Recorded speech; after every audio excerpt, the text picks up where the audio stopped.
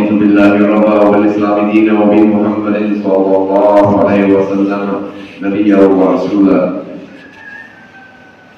Dear friends, students, Assalamu alaikum wa rahmatullahi wa barakatuh. And dear Ustads, dear hosts as well, Assalamu alaikum to all of you, and Jazakallah khair for being such wonderful hosts.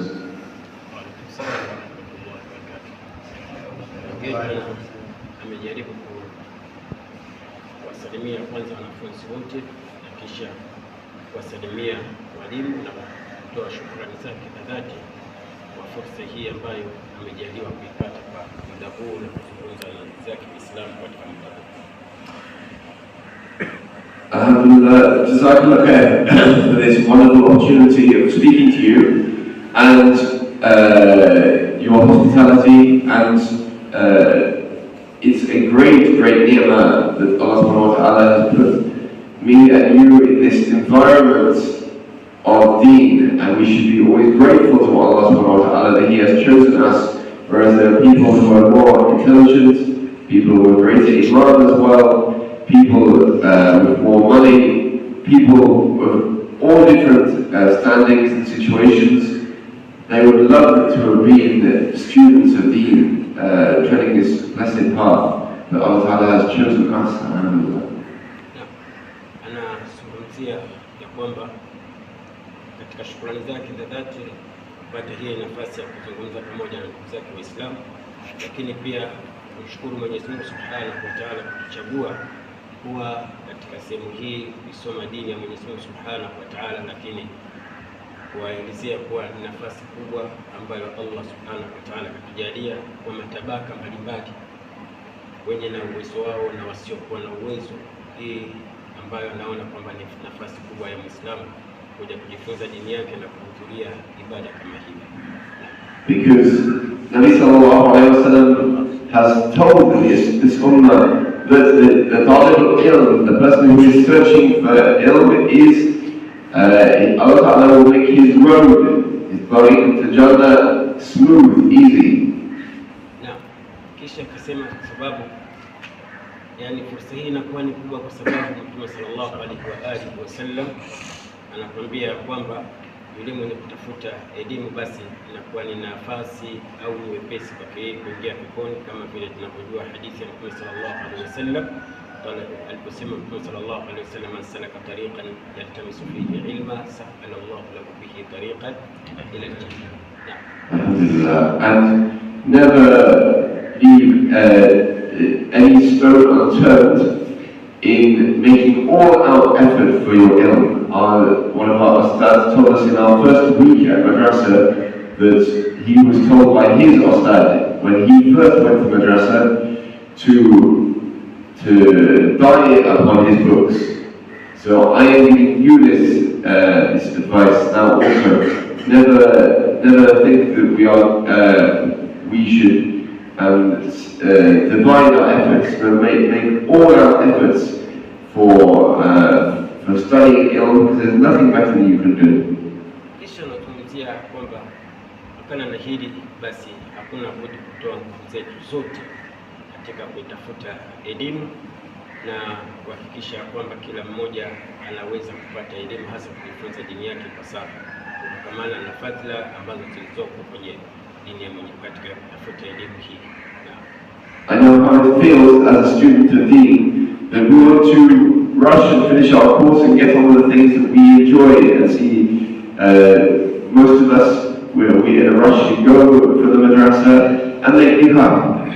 Most of us, some of us may even be in a rush to make money. Now, this is not the object of this worldly life, and we know that every day the grave is calling, is the home of insects, is the home of darkness. This is the real abode that a person will spend a long time in, not this world. Kisha nazungumzia kwamba wapo wengine ambao hawahi kupata nafasi hii, fursa hii ya kuwa katika wanafunzi au kujifunza dini yao. Hivyo kwa yule ambaye amepata nafasi hii, basi inakuwa ni sehemu ambayo ya kuweza kutumia na kujifunza dini yake.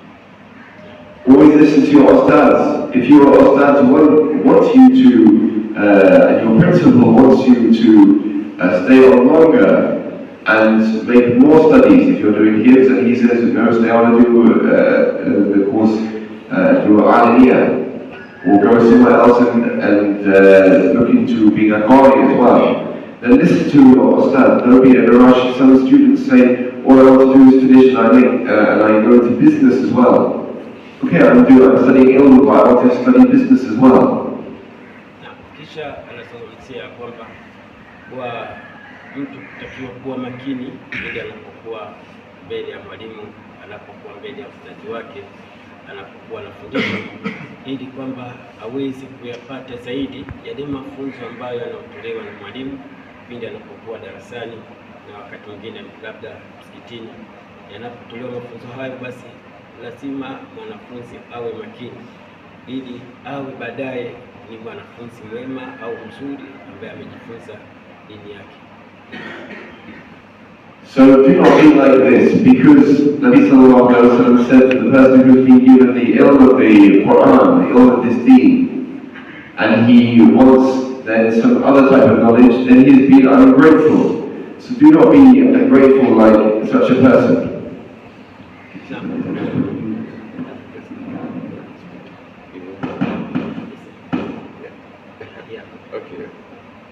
Na azungumzia ya kwamba sababu Mtume sallallahu alaihi wasallam katika huu umma au katika fadhila hizi azungumzia kwamba huyu mwanafunzi anayetafuta elimu basi huombewa dua na vitu vingi mno, huombewa dua na vitu vingi, miongoni mwao ni hao malaika Mwenyezi Mungu Subhanahu wa Ta'ala na vitu vinginevyo.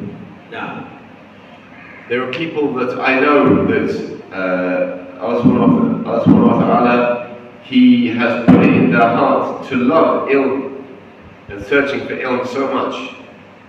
Some of my students, many of my students, they can see. Many of my students, they cannot see as well.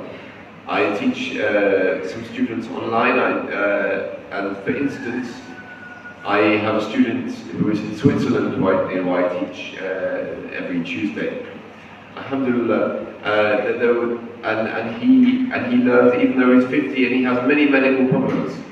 But Allah subhanahu wa ta'ala has put it in his heart to want to learn the Quran and perfect it, and his tajweed is better than many people who are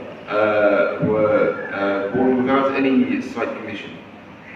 Kisha Sheikh anazungumzia ya kwamba yeye amejaribu kuwafundisha wanafunzi wengi, kuwafundisha Qur'an mpaka kufikia hivi sasa wanafunzi hao wanaisoma Qur'an yao vizuri kwa uzuri sana, hasa katika nchi ya Switzerland ambapo yeye amekuwa na wanafunzi wengi ambao wanajifunza dini yao. Kwa hiyo anaonyesha nafasi ya kwamba hata kama mtu anaweza kuona au huwezi kuona, lakini bado na nafasi ya kuweza kuwafundisha watu dini ya Mwenyezi Mungu Subhanahu wa Ta'ala, kwanza kujifunza kisha kuwafundisha watu dini ya Mwenyezi Mungu Subhanahu wa Ta'ala, kama alivyotolea mfano yeye mwenyewe sasa kuwa na wanafunzi wengi katika nchi ya Switzerland ambapo wengine sasa wanaisoma Qur'ani yao kwa uzuri mno kama alivyosema. And there was one student in England that I used to teach. He was 42 years old, and he was never going to be an alim, he was never going to be a hafid, but he had 2 years to live. He was diagnosed with cancer, and yet he wanted to learn the Quran. And we may think we have many years to live, and yet, despite the fact that he was blind as well, and he was living on his own, and he had many difficulties, but still he wanted to learn how to read the Quran and learn Qaida, and he did manage to finish this learning degree. Na kisha anazungumzia vile katika nchi ya Uingereza, anaye mwanafunzi mwingine mmoja ambaye pia ni kipofu, haoni. Mwanafunzi huyu vile alikuwa na matatizo mengi, kwa hiyo amejaribu kufundisha Qur'an kwa kuanzia qaida mpaka hivi sasa anaisoma Qur'an vile kwenye masraf baada ya kumaliza qaida yake. Na so never rush to finish studying, if we are studying from the cradle to the grave, and if our ustads recommend we study for 5 years, 10 years, 15 years more, then be happy with the qadr of Allah. Kisha anazungumzia kwamba shekhe, kwamba basi hebu usiharakishe kuiacha au kuacha kujifunza na kusoma. Inaweza ukachukua miaka mingi 15 na kuendelea katika kujifunza kwako elimu, lakini wewe usiharakishe na kukata tamaa na kuachana na kujifunza dini ya Mwenyezi Mungu, hasa upande wa Qur'an, kwa sababu wapo wengine ambao waliopatwa na matatizo mengi, lakini mwisho wa siku waliweza kusubiria na wakajifunza dini yao, kama hii mifano ambayo Sheikh ameweza kuitolea katika wanafunzi wengine waliokuwa Uingereza na Switzerland. Because even a person who, as the hadith tells us, a person who preserves 40 ahadith of Nabi sallallahu alayhi wa sallam, he will go to Jannah. Kisha anazungumzia yule ambaye atakuwa amehifadhi hadithi 40 za Mtume sallallahu alayhi wa sallam, basi mtu huyo ataingia peponi. And yet there are people who are studying ill, and we still are envious of those who are making business and making money. Allah subhanahu wa ta'ala says, Ya ayyuhal insanu ma gharraka bi rabbika al-kareem. Oh insan, what is making you neglectful? What is deviating you and making you neglectful of your Lord, the most generous? Kisha anazungumzia Sheikh ya kwamba katika aya Mwenyezi Mungu Subhanahu wa Ta'ala aliposema kwamba ya ayyuhal insanu ma gharraka bi rabbika al-kareem, ewe mwanadamu, kipi kilichokufanya wewe kujitukuza mbele ya Mola wako mlezi? Kipi kilichokudanganyisha ukajitukuza mbele ya Mola wako mlezi Subhanahu wa Ta'ala? Kwa sababu gani? Labda wewe umepewa nafasi ya kutafuta elimu, lakini ukawa wewe unajishughulisha na kazi mbalimbali, lakini ukawa umeachana na elimu.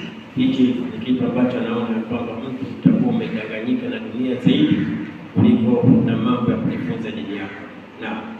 Serve the deen, serve it with ikhlas, teaching the ahadith of Nabi sallallahu alayhi wa sallam and the Quran, and do not be like these. Do not be like the people who have the ilm but waste their opportunity, because you are from the people, one of the groups of people that's under the throne of Allah subhanahu wa ta'ala on the day of Qiyamah.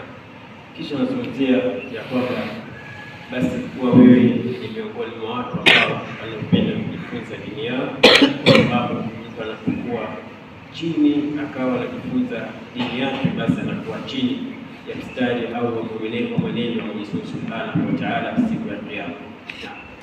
The people that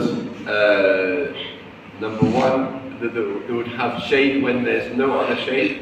Number one, a just ruler. Number two, a young person who devotes themselves to ibadat. So you are devoting yourselves to ilm, you're also making ibadat all the time. You're in 5 times salah in the masjid, which very few people in this ummah right now are doing. And you are also crying for Allah subhanahu wa ta'ala and making your dhikr, ibadat.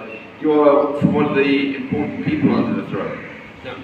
Kisha nazungumzia kwamba miongoni mwa watu ambao watakuwa chini ya kivuli cha Mwenyezi Mungu Subhanahu wa Ta'ala siku ya Kiyama, wa kwanza ni yule imam mwadilifu, kiongozi mwadilifu, yani imamu al-adil, na mwingineo ni yule mtu ambaye atakayekuwa ni mwenye kujishikamanisha na ibada, kama tunavyojua hadithi ya Mtume sallallahu alayhi wa alihi wasallam inaposema ya kwamba sab'atun yudhilluhumullah yawma la dhilla illa dhilluhu, imamu al-adil wa rajulun qalbuhu mu'allaqun bil masajid, na mtu ambaye moyo wake umefungamanishwa na msikiti. Hivyo tunazungumzia hawa watakuwa chini ya kivuli cha Mwenyezi Mungu Subhanahu wa Ta'ala, na mwingine yule ambaye amemtaja Mwenyezi Mungu Subhanahu wa Ta'ala akiwa pekee, akiwa sehemu za siri, kisha akatokwa na machozi kumkumbuka Allah, kisha kaanza kutokwa na machozi, ni miongoni mwa watu watakaokuwa chini ya kivuli cha Mwenyezi Mungu Subhanahu wa Ta'ala siku ya Kiyama. You see so many young people, they want to be like Messi and Ronaldo, and they want to be like the famous singers and actors, but because they're young, they think they have many opportunities in their life. They have the world at their feet. But you as students of Deen, you are more intelligent than that. So you want to be like Imam Shafi and Imam Tabarani and Rahimahullah and all of these great A'imma, and you want to be like Nabi sallallahu alayhi wa sallam. Na kisha nasema miongoni mwa watu wako ambao wanapenda kuwa kama vile wale wanamuziki, wachezaji wanamuziki hao, lakini akawa nyinyi kuwa katika malengo ya kutaka kuwa mfano wa kina Imam Shafi, kina Imam Tabarani na wengineo, miongoni mwa watu ambao ni wakubwa, ni wanachuoni wakubwa katika dini hii, basi huu ni mfano bora na mzuri ambao mwanafunzi anatakiwa kuwa nao, na wala msidanganyike na wale wanamuziki ambao sasa tumewaona ya kwamba labda wao ndio ambao wazuri zaidi, au ninasema role model, ni wazuri zaidi, ni wa kuigwa, lakini wao sio wa kuigwa. Wazuri wa kuigwa basi wanatosheleza kuwa kina Imam Tabarani na Imam Shafi na Imam Malik na wengineo. And you'll be from so many of these categories as well. You'll be from people that are frequenting the masjid. You're not only frequenting the masjid, sitting, waiting for salah and making dhikr, you are preserving the deen. Naam, basi kuwa miongoni mwa wale watu saba ambao tumewataja katika hadithi ya Mtume sallallahu alaihi wasallam, miongoni mwao ni wale wenye kuchunga ibada ya sala, wale wenye kuchunga ibada ya sala kama tulisema, warajulun qalbuhu mu'allaqun bil masajid, kwamba anasisitiza ya kwamba kuwa miongoni mwa watu ambao watakuwa ni wenye kuchunga nyakati za sala kila siku, lakini usiwe mfano wa watu. Naam. And you will be from the people that love for the sake of Allah. Two people who love each other for the sake of Allah is another category, and they meet each other for the sake of Allah, and they separate for the sake of Allah. So you meet a Muslim, and especially you meet your ustads, and you meet other students, and you love the best of people. So Allah Ta'ala loves this even more. You should honor the people that are best and closest to Allah. Never lose your ta'ala or your ustad, even after you leave this madrasa, even for the rest of your life. Your ustad may not be teaching you, but he will still be your mu'allim for your whole life. Naam. Kisha nazungumzia basi kwa wewe ni mwenye kutafuta radhi za Mwenyezi Mungu Subhanahu wa Ta'ala kila siku. Hasa usisahau fadhila na nafasi ya mwalimu wako popote pale unapokuwa, hata kama ukiwa umemaliza masomo yako. Jaribu kumkumbuka mwalimu wako na kumheshimu mwalimu wako popote pale, kwa sababu hii itakupelekea kuwa mwanafunzi bora na mwanafunzi mzuri zaidi pindi unapokuwa ni mwenye kufundisha nje ya hapa ama kufundisha wanafunzi wengine pindi utakapokuja kuwa na wanafunzi. And you'll be guiding so many people. You are the guide for communities. So people who would have gone to hellfire because of your advice and your nasiha, they will be saved. People, one other category is a person who had a woman of high position, beautiful as well, and she invited him, but he said, "No, I fear Allah." Naam. Kisha miongoni mwa yale makundi ya watu saba ambao watakuwa peponi ni mtu ambaye ametakiwa na mwanamke, kisha akamwambia mimi namuogopa Mwenyezi Mungu Subhanahu wa Ta'ala, kama Mtume sallallahu alayhi wasallam alipokuambia katika ile hadithi ya watu saba watakaokuwa chini ya kivuli cha Mwenyezi Mungu Subhanahu wa Ta'ala, kwamba warajulun da'atuhu warajulun ذات منصب وجمال فقال إني أخاف الله. Kisha akasema mimi namuogopa Mwenyezi Mungu. Huyu ni miongoni mwa yale makundi ya watu saba watakaoingia katika kivuli cha Mwenyezi Mungu Subhanahu wa Ta'ala siku ya Kiyama, siku ambayo hakuna kivuli isipokuwa kivuli chake Allah Subhanahu wa Ta'ala. MashaAllah, Allah Ta'ala make us from amongst these people. Allah Ta'ala make us from amongst the people who give sadaqah so secretly that the left hand does not know what the right hand is giving. We should not be like these people in some of these modern charity appeals that happen in Masajid where they're shouting out big amounts.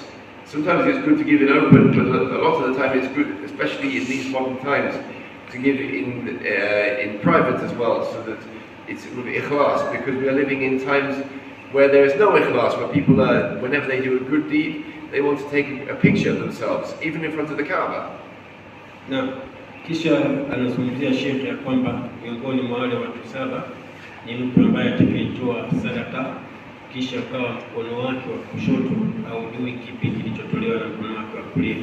Lakini maajabu na masikitiko makubwa ni baadhi ya watu, mtu anakuja anatoa sadaka hata kutaka kuchukua picha mbele ya Kaaba, au mtu anataka kujionyesha juu anafanya ibada ya umra au haji mbele ya Kaaba, akaanza kuchukua mapicha. Hii ni kuonyesha kwamba kapoteza ikhlas yake ya kufanya ibada yake hiyo. Hivyo bado anasisitiza ya kwamba watu tunapofanya haya basi tuwe na ikhlas, na hadithi ndivyo inavyofunza kwamba kuwa na ikhlas kwa yale ambayo wewe unayoyafanya katika matendo yako, kama huyu mtu ambaye ametoa sadaka kwa mkono wa kulia ukawa mkono wake wa kushoto haujui, kwa kutokuwasimulia watu na kuelezea watu wengine kipi alichokitoa. There is no ikhlas, and especially shaitan will attack the person who is an alim. So be careful, because when you leave the madrasa, you'll be tempted. There are ulama that are leaving on big tours for bayanat, and they're taking pictures of themselves and putting them on Facebook. Do not be like this. Remember to be from the people that give charity secretly, that cry secretly. The person who cries in the khalwa. Very important. We make some extra time. Don't just say, "Oh, I'm dedicated to my books." When nobody is watching you, in the last third of the night, make some time for tahajjud and tilawat and dhikr. This is one category also. Na kisha anazungumzia kwamba shetani anaweza akakupata wewe, hasa pale ambapo matendo yako yanakosa ikhlas. Ukawa wewe matendo yako yafanya lakini kwa lengo la kuonekana na watu, kuonyesha kwamba wewe umekosa ikhlas. Kwa hiyo pindi unapofanya ibada zako, basi hakikisha kwamba unamtanguliza Mungu Subhanahu wa Ta'ala kwa yuko mbele, na unafanya kila kitu kwa ajili ya Mola wako Subhanahu wa Ta'ala. Unapofanya adhkar, unapomtaja Mwenyezi Mungu Subhanahu wa Ta'ala, unaposimama usiku, tanguliza ikhlas kwenye moyo wako, ili kwamba shetani asije akakupata wewe akawa akakuharibia ibada zako. So be careful from the attack of shaitan, especially those of you who are soon to be qualifying or soon to be finishing whatever you are studying. If you're studying hifz, then so many times we see that a student will get to 28 juz, and then the student will leave the madrasa before his exam. Shaitan attacks hardest when they're close to fruition, and shaitan, he gathers all of his shayateen, and they will tell him what they have done. I have done this or I have done that. He'll say yes, okay, but then a person says, I have deterred a student of deen, I've stopped a person from being a student of deen, and he'll take that person close to him and put a crown on him and hug him and say, you've done well. Kisha anasisitiza shekhe ya kwamba kuwa makini zaidi kuto kuingia kwenye mikono ya shetani au kwenye vitimbi vya shetani, kwani asije akakupoteza, hasa yule ambaye yupo karibu kumaliza masomo yake. Shetani yeye anakufuatilia ili kwamba aweze kukuzuia wewe usije ukafanyaje ukasonga mbele, ili kwamba kutoe kwenye njia sawa sawa. Hii yote ni vitimbi vya shetani. Kwa hiyo kuwa makini sana, ili mradi kwamba shetani asije akakuingilia kwenye mambo yako, kuwa na ikhlas kwenye kutafuta elimu yako, ili shetani aweze kukutana na wewe. So I finish with this. When the mosquito is biting, or when your neighbor in your room is making noise and disturbing you, or the habits of our fellow students, we are annoying each other, just have sabr and have forbearance.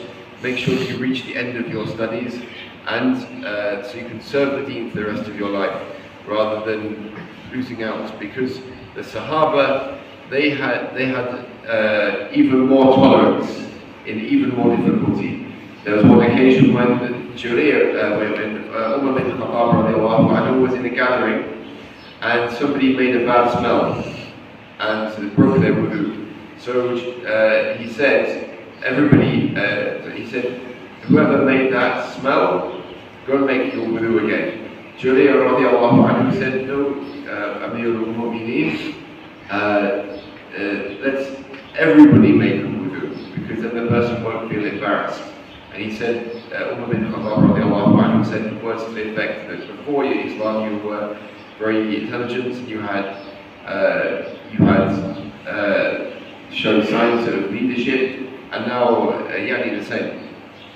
Naam, kisha anazungumzia ikiwa kama utapatwa na magumu au mambo mazito katika utafutaji wako wa elimu.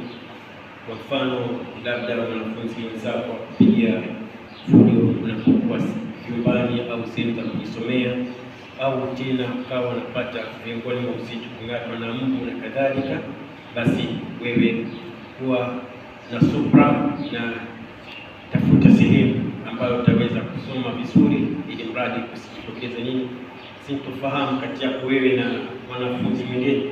Na kisha katolea mfano Umar bin Khattab radhiyallahu ta'ala anhu, amekaa na mtu, lakini akawa yule sahaba mwenzake aliyekaa naye akawa na harufu fulani ambayo isiyokuwa nzuri, harufu mbaya, ima kinywani au hajakoga baada ya shughuli zake na kadhalika.